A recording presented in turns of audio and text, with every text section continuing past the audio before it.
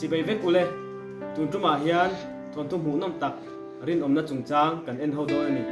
tu na a video ilo enang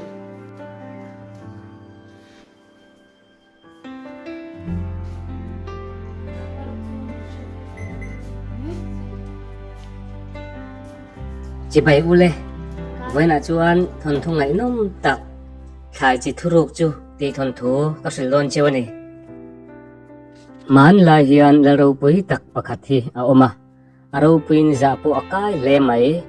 engkim aneya ama ro chu fa pakhat ma anei lawani chu chuan lal chu atilungai em thin ani ni khat chu a khon bol pakhat hian Olal ber ito tahian tungay iral tutleng hi luatang le iu paveto siya i ai o tu tur ngai tu atul viau to ni lal chuan dik ati hle maya a khon bol hena chuan isay di kop mai e kalal ram en kol tu tur hian mi lo tling at hi angarangin kan zung modon niya tu khat chu lal chuan thu chu asiama kalal ram chu nga pangpar khoi moi ber chu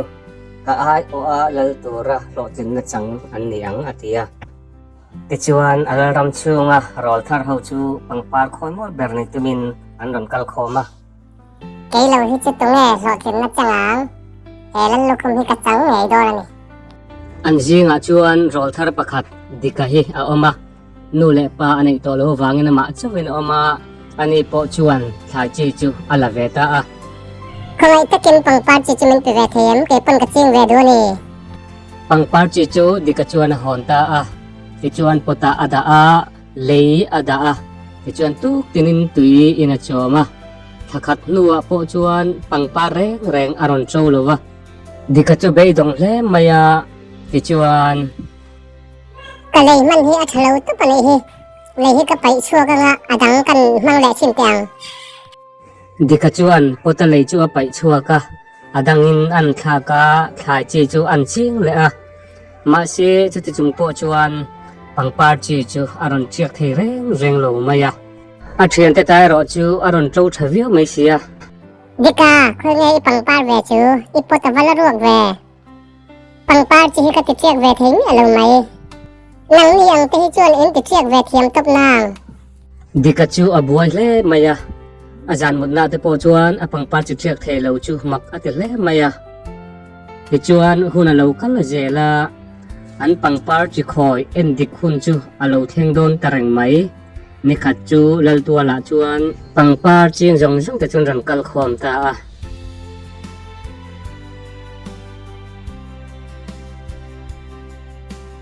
ka pang par he moi te mai nia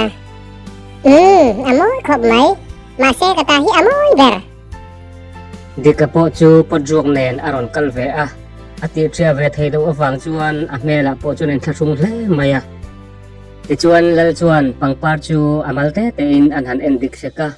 Dika hun alo theng ve a podruak ka alo kal bik chu lal chuan a chan alo jota khoya ngai pangpar ve chu Dika chu miti ka chungin mang ang takina ding renga lalpa thei top chu in ti chia ve ka tuma ma se ka thei ve lo ni inga le thate pe ve lo mi en kim ka ti ve ve ka ma se pang par chi chu anga ring lo om renga lal ber chu anuya Dika chu atrapa midang ti chuan lal nui chu mak an ti hle a ti chuan lal chu aron tong chuak ta a kapang par chi pek cheu kha aleman hi a chiak thei lo ani kalal ram en kol turin miren om kamam awangin tunge rin om berti ka fiana chewani ti chuan tuna chuan ka muta Dika i lo tlinge i podruak khan iron om zia atilange pangpar chi suak ka pe chewa midang jong chuan anti triak vikani nang ang miren om hi ni karam en kol tuata na kamamo chuni i lo tlinge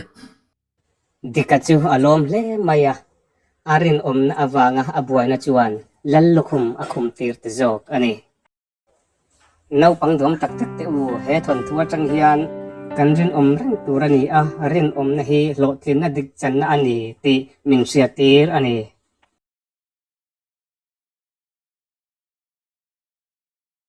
ole khati zong khan ya rin om na poi mo zia min en tir ani kan channel te mi lo subscribe sak ve theu don nia